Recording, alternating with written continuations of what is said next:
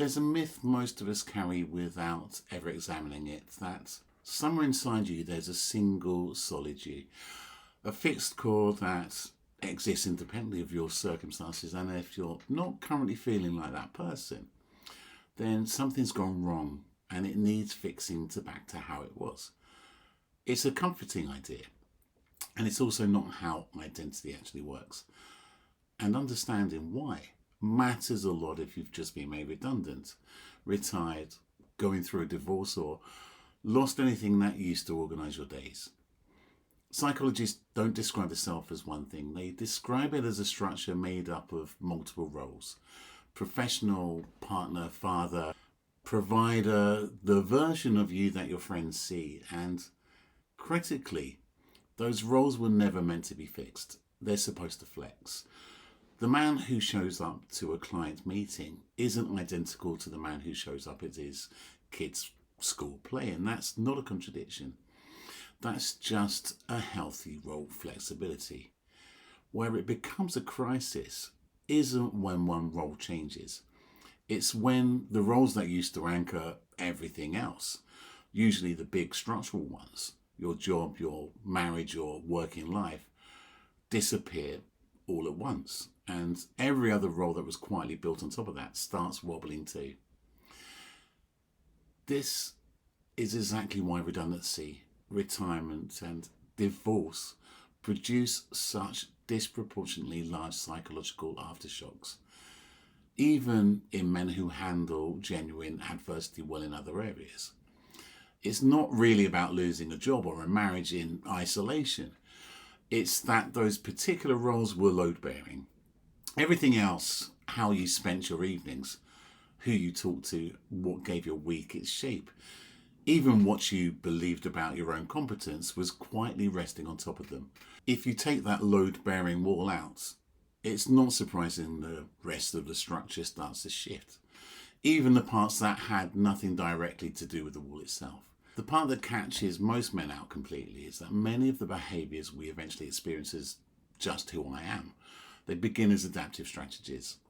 Somewhere back down the line, a kid working out how to get approval, a young man working out how to be taken seriously, inside a marriage working out how to keep the peace, at work working out how to be seen as reliable. You learn that certain behaviours kept you safe. Staying calm under pressure, it got you respect. Never asking for help got you seen as capable. Absorbing everyone else's stress without complaint got you needed. Your subconscious noticed what worked and quietly kept running it, long after you'd have consciously chosen it yourself. It was trial and error, repeated so many times it stopped feeling like a strategy, and it started feeling like your actual personality, which is precisely why when the context those strategies were built for disappears, no job to be reliable at, no marriage to keep the peace in, the personality built on top of them can feel like it's disappearing too.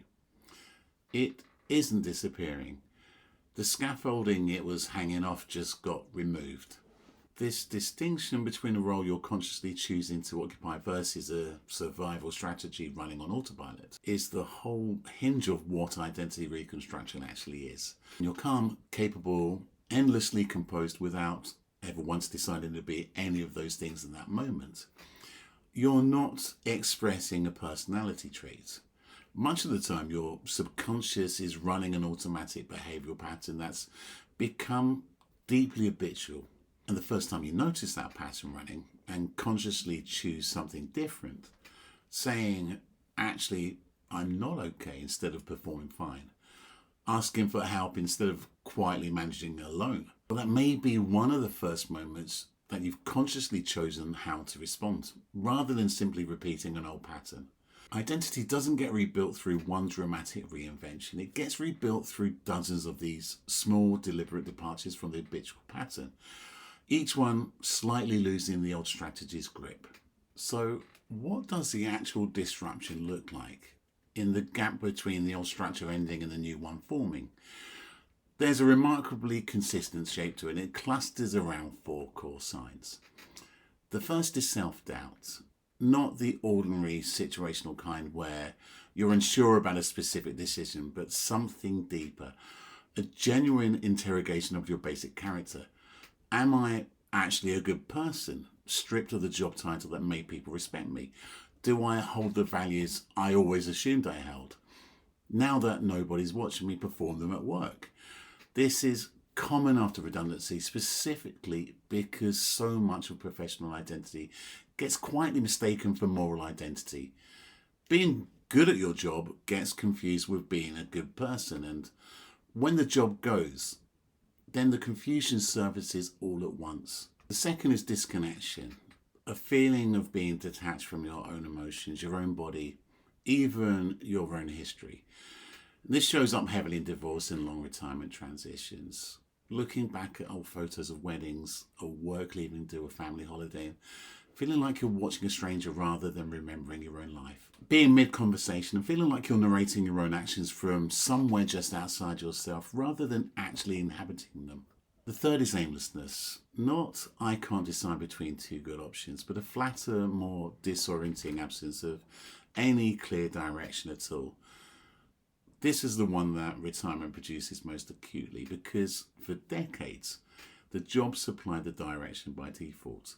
Get up, you go in, you produce, repeat.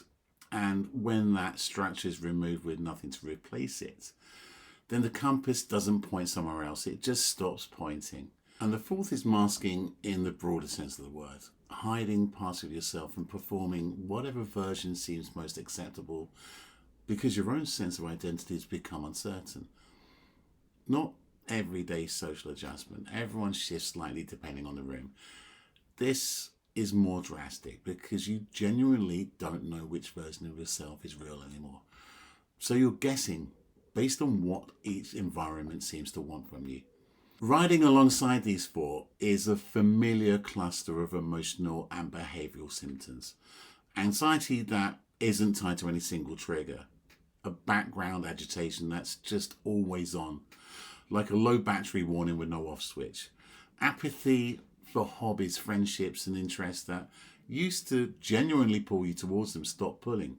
Not because anything about them has changed, but because the part of you that used to want things has gone quiet for a while. And indecision, even trivial choices start to feel enormous. Because when you're uncertain who you are, you're also uncertain what you'd actually want. And that uncertainty leaks into everything, right down to what you have for dinner. Here's what really matters in all this. None of it means you're broken, and none of it means you're regressing. What's actually happening is that the old organising structure, the job, the marriage, the working routine, and every survival strategy quietly built on top of them has just stopped fitting the life you're now living. And a replacement hasn't been built yet. That gap between the old structure ending and the new one forming is exactly where all four signs live. It's disorientating precisely because you're in between, not because you're lost for good.